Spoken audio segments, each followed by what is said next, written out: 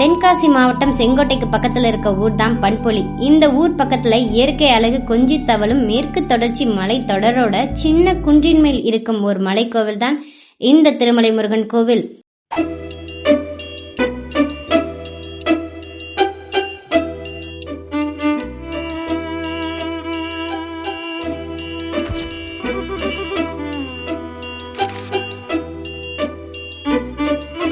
இந்த கோவிலில் இருக்கும் முருகன் திருமலை முருகன் என்றும் திருமலை முத்துக்குமார சாமி என்றும் அழைக்கப்படுது.